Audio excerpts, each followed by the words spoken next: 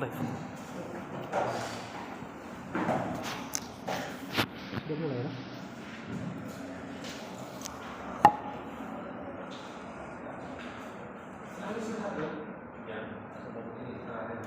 Buat story bisa juga.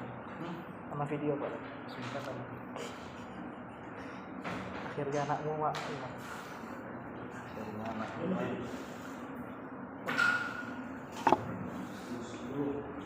Pas. Ini yang berapa ini? Ketiga.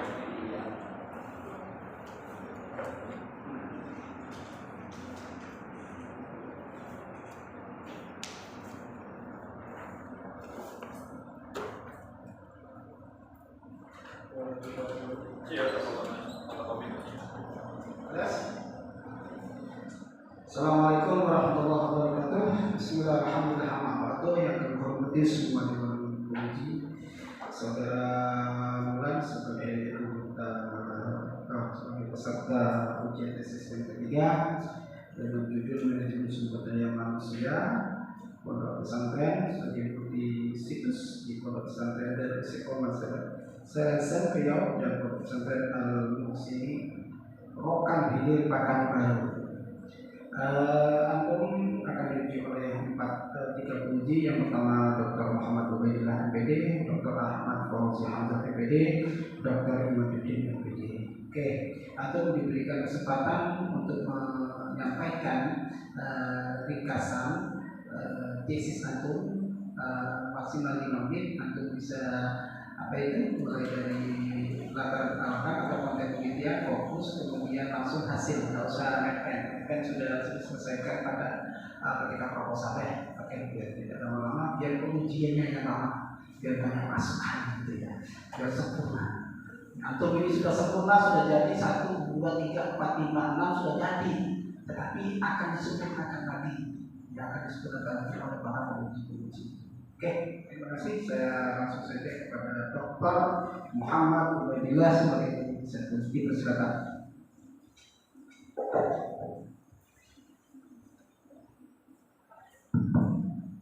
Terima kasih. Assalamualaikum warahmatullahi wabarakatuh.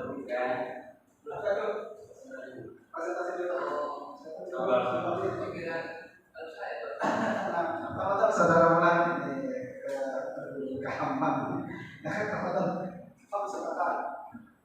Bismillahirrahmanirrahim. Assalamualaikum warahmatullahi wabarakatuh. Waalaikumsalam. Baiklah, untuk mempersingkat waktu kita langsung membahas sedikit daripada tesis saya sendiri, yaitu mengangkat tema manajemen sumber daya manusia pondok pesantren. Yaitu untuk multisitusnya di pondok pesantren Darul Istiqomah dan pondok pesantren Al-Muhsini Rokan Hilir.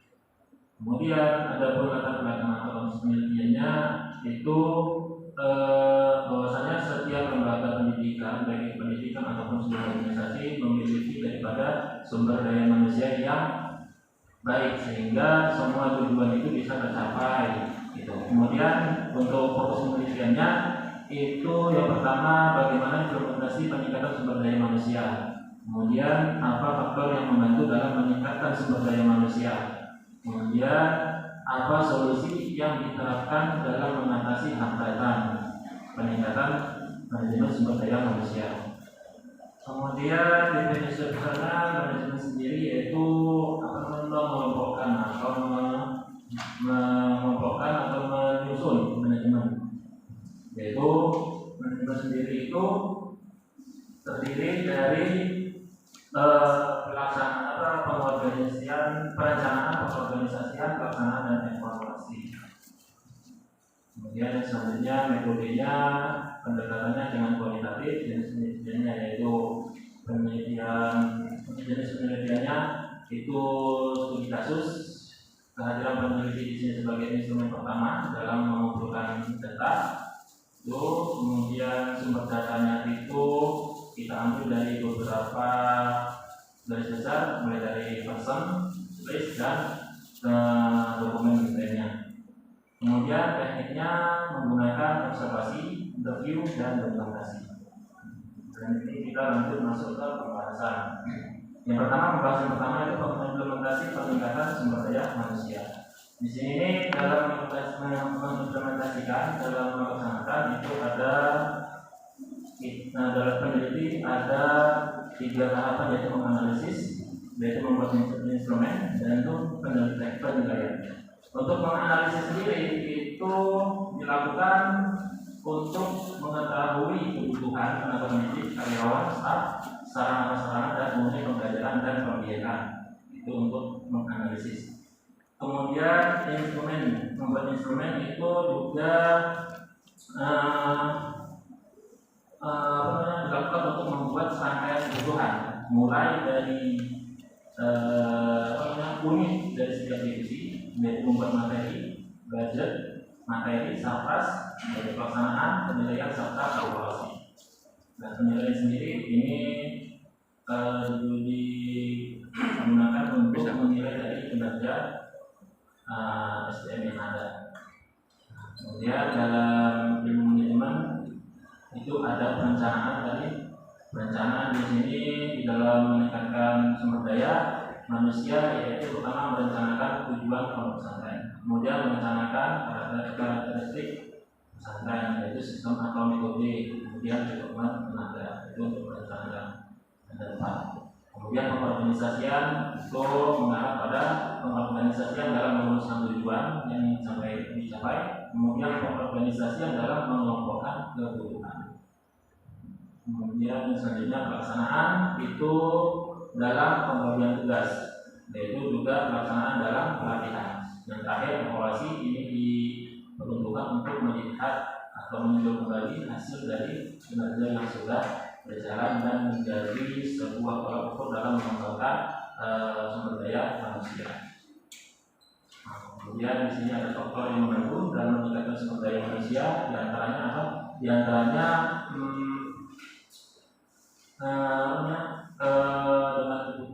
melakukan rekrutmen, dari pendataan tenaga pendidik, kemudian pendidik yang tenaga pendidik yang berdomisili di pondok. Dari segi prasarana, kemudian pengkaderan itu termasuk daripada faktor yang membantu dalam meningkatkan sumber daya manusia. Solusi yang dihadapi dalam mengatasi masalah. Nah, di sini ada beberapa solusi yang peneliti temukan, yaitu pada akhir tahun pelajaran diadakan evaluasi, kemudian koordinasi untuk memecahkan masalah, yaitu sosialisasi melalui berbagai media, yaitu yang selanjutnya untuk yang pondok pesantren muslim itu hampir sama 11-12 dengan yang pondok pesantren Darul Istiqomah, cuma di sini ada perbedaan sedikit di di sini ada penambahan di nama pelaksanaan di situ ada kuliah dan Oke, itu aja yang dapat saya sampaikan. Bagaimana, mohon maaf. Terakhir, wassalamualaikum warahmatullahi wabarakatuh. Waalaikumsalam warahmatullahi wabarakatuh. Terima kasih saudara Nelan. Selanjutnya antum akan diuji oleh Dr. Ubaidillah. Saya harap beliau bisa memberikan masukan yang banyak nih, yang banyak seperti nanti juga Dr. Imaduddin juga, biar tesisnya lengkap sempurna, dan ketika didokumentasikan menjadikan tesis tebal, jadi satu kebanggaan. Tafadhol Dr. Ubaidillah.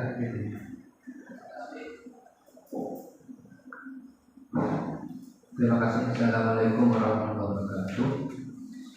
Yang saya hormati Ketua Sidang Dr. Sodikin, Komisi 1, Komisi 2 dan 3, Sekretaris, yang tidak lupa kepada Saudara Mulan. Hari ini sudah melakukan melaksanakan tugas terakhir. Mudah-mudahan sukses selalu dan sesuai harapan kita bersama. Kepada Saudara Mulan, ini seperti biasa ya. Kita perlu ketahui bahwasanya dalam penelitian ini harus sesuai apa yang kita inginkan ya, baik dari penguji khususnya dari mahasiswa yaitu buku panduan, sesuaikan buku panduan ya. Ini masih banyak yang perlu dikondisikan ya. Mulai dari saya ya. Pertama judul ya. Judul ini tolong, ini kayaknya sama dengan yang dari Jambi itu Riau ya. Ini Riau itu provinsi. Kalau saya tahu tadi itu hilir apa bukan hilir kabupatennya. Nah itu sesuaikan untuk tadi. Kemudian Pekanbaru itu masuk mana? Kabupaten. Kabupaten Pekanbaru. Karena tidak semua tahu Pekanbaru nanti Riau ya. Dikira nanti kabupaten, ternyata provinsi yang ya itu perlu dipertegas lagi. Yang kedua, ini program studi jangan tinggal sendirian ya. Magisternya dibuang, ganti program studi gitu ya, manajemen pendidikan Islam yang membedakan itu di pasca sarjananya. Di bawah prodi MB ada, pasca sarjana di bawahnya ya, dan dicampur dengan IAI. Kalau itu taruh di bawah pasca sarjana, itu yang membedakannya. Bangil Pasuruan itu aja dosa haji ya, 2022. Kemudian di sini tentang penulisan ya. Nah, ini kayaknya perlu dikondisikan lagi, mungkin banyak saran. Di sini tercantum unsur-unsur manajemen. Ini ada uang ya. Apakah seperti itu? Manajemen SDM atau unsur manajemen khususnya ya. Halaman 15 itu ada unsur uang. Itu maksudnya seperti apa SDM? Terus kemudian kalau ada penulisan tentang panduan yang sudah ada, tulisan yang miring ini konsisten dengan apa yang Anda tulis. Artinya kalau miring itu tulisan terjemahkan Quran, hadis ya, itu satu spasi aja ya, bukan dua spasi, miring kan, itu harus konsisten. Kalau pendapat-pendapat yang lain tidak usah miring, itu di beberapa itu ada pendapat itu terus miring ya, nah, itu dosa ya. Terus biasa aja ditabung. Selanjutnya ini juga informan ketiga itu tidak jelas karena ibarat pisaunya tumpul ya. Halaman berapa itu? Halaman 45. Saya lihat sumber datanya sudah wanti-wanti setiap mahasiswa tidak jelas nama informannya siapa, jabatannya apa ya, kemudian lokasinya di mana. Ini sebagai alat untuk wawancara. Kalau itu tidak jelas, otomatis wawancara ngawur nanti ya. Itu saya melihat itu karena alat ini sebagai tujuan. Ijazah alat buat tujuan. Kalau tujuan ijazah sholat bawa ijazah itu ada. Nah itu sama dengan ini sebagai alat ya. Sewaktu-waktu dibutuhkan dikeluarkan ya. Itu ibarat peluru ya, senjata tajam. Nah, ini seperti itu kebutuhannya.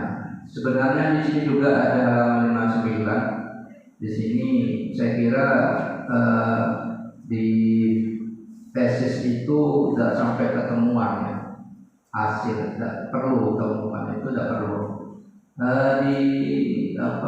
Di tesis itu hanya analisis saja ya. Kalau temuan S3 ya. Tuh, hasil temuan langsung paparan data. Paparan data itu isinya apa? Gambaran lokasi penelitian. Paparan data itu apa isinya? Ini bukan data ya, tetapi hasil wawancara ditanggapi oleh antum. Mungkin ada yang sama atau yang beda dari hasil wawancara. Itu aja. ditanggapi lagi sampai hasil dari pengolahan data itu ada yang harus kita bahas di analisis di mana hasil dari wawancara itu dibahas ya. Jangan kasih wawancara lagi di pembahasan keliru ya. Itu kalau masih kurang tambahnya pendapat para ahli, tapi jangan banyak-banyak, nanti kalau banyak pikiran nanti aja teori ya. Selanjutnya ini foto-fotonya lampiran dan mulai contoh wawancara, kemudian SK atau meneliti di situ mana ada nggak sih SK ya harus ada, atau kalau tidak ada itu abal-abal ya, dikira nanti jiplak pada yang orang plagiasi. Kalau antum punya itu kuat berarti antum benar-benar meneliti. Kalau ada SK dari tempat yang diteliti ya. Kalau bisa yang negeri biasa, negeri itu kan ini selesai pondok sekolah ini yang lokasinya pondok ya. Oh iya, pondok dari negeri ya, swasta semua pondok ya.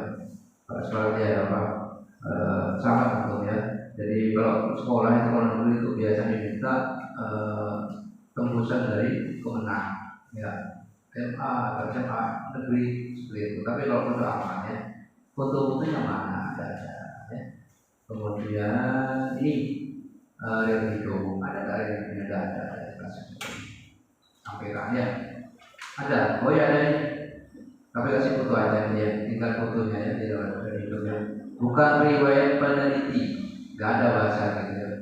Riwayat itu ya, biar nyambung apa yang ada di panduan. Mungkin itu aja dari kami, kurang lebihnya. Assalamualaikum warahmatullahi wabarakatuh. Baik, saya langsung saja ya. Karena tidak ada ininya, keduanya ini membaca sekretaris ya. Coba lihat teknik pengumpulan data. Ada berapa? 3, 2, sebutkan. Kedua,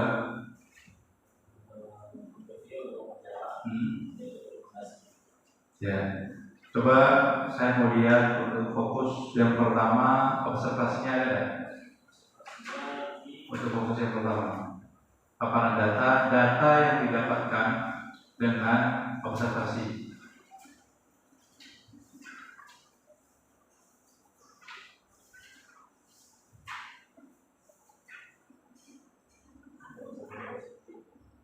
Ada kemarin.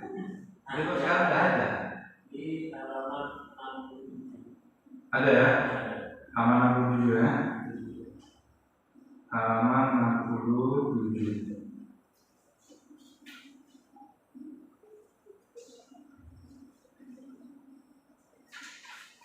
Oh ya. Boleh naik ya? Sebelum akad apa setelah akad ya? Setelah. Oh, setelah akad. Oh ya. Baik. Maka dengan segala. Iya. Ditemani ada. Ini halaman 67 pas di observasinya itu memang pernikahan ditulis nikahnya di sini. Siapa yang nikah itu ya?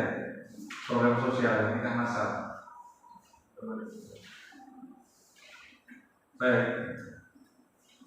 itu dimasukkan. Kemudian antum ada data terkait dengan itu?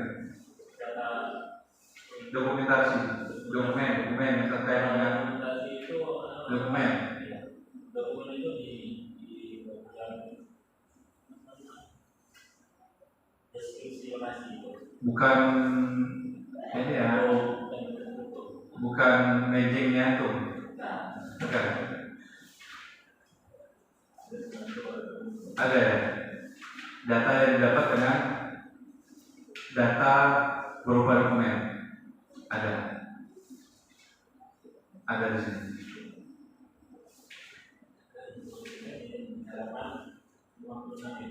Apa namanya?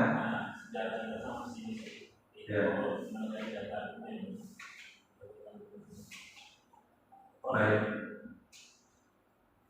Terus yang antum wawancarai informannya berapa orang? 4 ya. Siapa saja? Pimpinan yaitu Pimpinannya siapa? kalau untuk di model sekolah itu Daulay. Daulay itu marga ya, Daulay. Iya, saya sering menganggap nama Daulay itu marga. Marga Batak apa? Batak Daulay ya. Terus siapa lagi? Terus Zainuddin anak beliau pertama Anaknya Ustaz Daulay. Ya, anaknya siapa? kami Ustaz ya. Terus siapa lagi? kemudian ada Syida ada termasuk ada yang ketiga kemudian selanjutnya Poli Masyarakat itu saat Isma.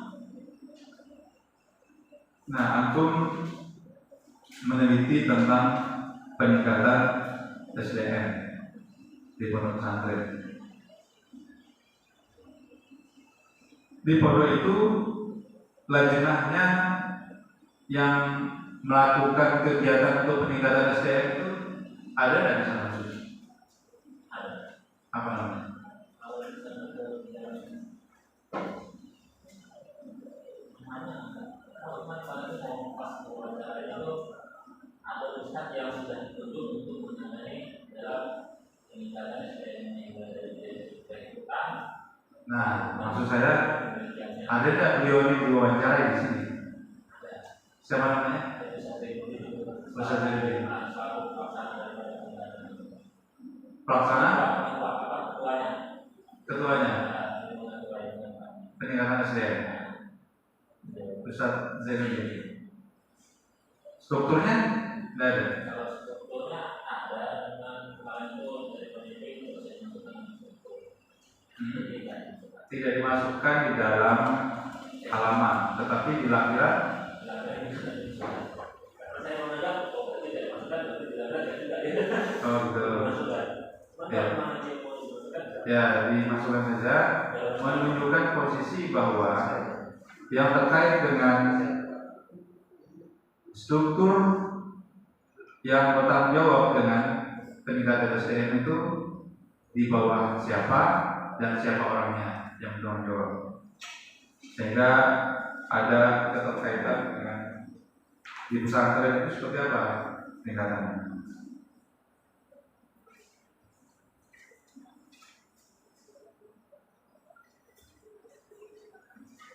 Baik, saya kira itu masukannya dan ini sudah sangat bagus ya. Mudah-mudahan ini akan menjadi karya yang bermanfaat nantinya, khususnya sarannya Kapolri untuk dijadikan sebagai jurnal ini. Jurnal. Antum kan di sana nanti dosen kan? Jadi perlu itu jurnalnya ini. Berangkat pertamanya itu buat jurnal. Ini usahanan ini sudah ada jurnalnya, yang keren juga itu. Kalau kita awal sudah bisa berjurnal, belum jadi dosen sudah ada jurnalnya. Ya, saya kira demikian. Wassalamualaikum warahmatullahi wabarakatuh.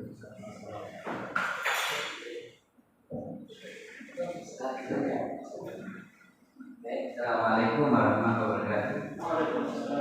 Selamat saya ucapkan kepada saudara Anan yang melengkapi dan terima kasih kepada Presiden dan Dewan ini terkait dengan manajemen sumber daya manusia ini melengkapi studi multi kasus ya. Tidak ada studinya itu juga. Terus kemudian juga penulisannya ini masih juga 4-3 ya. 4 maju kiri, atas 4, kanan 3, kiri 3, bawah 3. Saya menggunakan kiri 3, selainnya kiri 4, selainnya 3. Iya. Ini menjadi sangat lucu ya. Ya, jadi 4-3 ya. 4-3 ya. Jadi Iya. Terus kemudian penulisannya itu di daftar isi sudah betul. Mulai dari A ke 1 ke mungkin huruf 1 huruf apa huruf, tapi di dalam itu masih belum tersusun rapi. Tolong ya diperhatikan.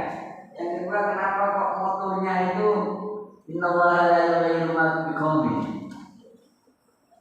Jadi yang dikatakan dalam sebuah lembaga itu ada sumber daya manusia. Iya. Nah, sumber daya manusia ini kalau nggak dibentuk dengan dimulai dari diri sendiri nggak bisa. Enggak, ini kan judulnya manajemen.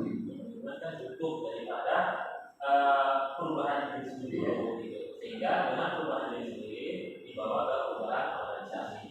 Apa anda aku bilang itu? Karena kita dinasti itu. Ya ayyuhalladzina amanu taqullaha wa tanzur nafsum ma qaddamat lighad. Ini juga maksudnya.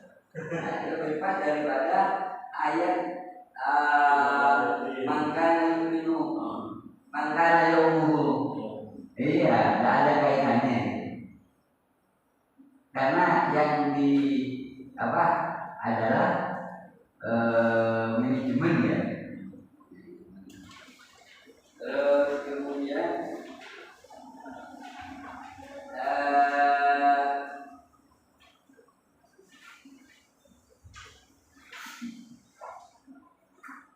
teori tentang SDM-nya sudah ada. SDM. Padahal manajemen SDM apa sih intinya? Satu adalah manajemen, yang kedua adalah SDM. Pengertian SDM. Bagaimana tentang SDM itu seharusnya dibahas secara apa yang dikatakan sumber daya manusia. Itu SDM-nya cuma tidak ada sekilas Pak. Lebih banyak manajemennya. SDM-nya tidak ada dibahas. Tolong ditambah SDM-nya ya. Mulai dari katanya dari rekrutmen, penempatan, apa namanya, ciri-ciri SDM yang berkualitas, yang dikatakan apa namanya, apa ini judulnya? Iya. Yang dikatakan meningkat kayak apa? Meningkat seperti apa? Mulai dari penempatan, penempatan, pemberdayaan, iya dan lain sebagainya ya. Dan peningkatannya itu dibahas peningkatannya. Di ini makanya kemudian di paparan datanya menjadi kurang jelas karena cuma membahas manajemen. Sehingga peningkatan SDM-nya mulai dari prosesnya seperti apa, rekrutmennya seperti apa, ini tidak dibahas di sini, belum ditemukan. Ya. Nah, jadi yang kemudian selanjutnya antara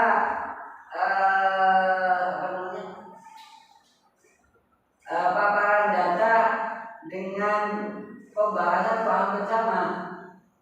Kalau pembahasan itu bukan tidak berisi tentang sudah dialog-dialog, tetapi komentarnya Anda, bahasa Anda di dalam menilai apa namanya, menilai data-data yang ada. Hasil paparan data itu kemudian dinilai, dianalisa berdasarkan apa namanya, landasan teori.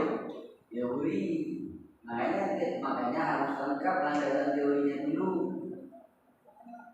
Mulai dari prosesnya yang dikatakan rekrutmen kayak apa, kriterianya seperti apa, penempatannya bagaimana, gitu. Nah, oleh karena itu, nah di bab pembahasan ini menjadi isinya akhirnya sebenarnya paparan data juga ini. Ya. Tolong istilahnya dialog-dialog sudah tidak ada di paparan data. Ya, hanya berisi kesimpulan-kesimpulan atau penilaian Anda berdasarkan teori atau landasan teori yang Anda tulis di depan. Jadi landasan teori itu sebagai pisau analisa untuk menilai temuan-temuan atau dokumen-dokumen atau fakta yang di lapangan, apakah sesuai dengan rumusan masalah. Gimana istilahnya? Dinilai sesuai dengan rumusan pembahasannya, sesuai dengan rumusan masalah. Rumusan masalahnya ada dua. Bagaimana implementasi? Ya. Yang kedua, faktor penutup. Ya. Terus yang penutup juga sama ya. Penutup ya tidak cukup. Kesimpulan itu jangan terlalu banyak ya. Jadi cukup satu lembar. Ini kesimpulannya kok tiga? Karena tiga. Hah? Rumus masalahnya tiga. Oh, rumusan masalahnya tiga. Ya, solusi saja. Oh, ada solusi ya. Nah, betul. Berarti cukup satu lembar ya. Saya kira karena waktunya sudah habis ya. Oke, ya baik. Itu masukan dari saya. Kalau diperhatikan ya, biar menjadi Anda dikenal oleh anak-anak Anda. Oh, ternyata abah saya bisa menulis tesis ya. Gitu loh. Diperbaiki ya. Ya, saya kira cukup saya. Terima kasih Dr. Fauzi Hamzah tadi sudah kasih masukan betul apabila itu tidak ada diskusi teoretik di poin B dan C. Maksudnya yang disampaikan itu adalah suatu jurnal yang membahas tentang solusi atau jurnal yang membahas tentang suatu penghambat. Sehingga antum ini bisa menyajikan suatu hal yang baru tentang solusi atau suatu penghambat yang bisa diatasi. Itu diskusi teoretik di bab 5. Gitu ya. Oke, saya kira cukup saudara nanti bisa coba aja ya. Kan ini Dr. Fauzi ada kita juga ada istimewa di untuk saya kira cukup dulu ya, nanti kita diskusi lagi di BT. Enak kalau di BT kita diskusi lama langsung di pondok ada guru di biar ini ketika dihantar oleh kita itu menjadi seperti pandangan. Terima kasih, saya kira cukup ya. Kita akhiri dengan bacaan alhamdulillahirabbil alamin. Syukur katsir semuanya. Assalamualaikum warahmatullahi wabarakatuh. Ya,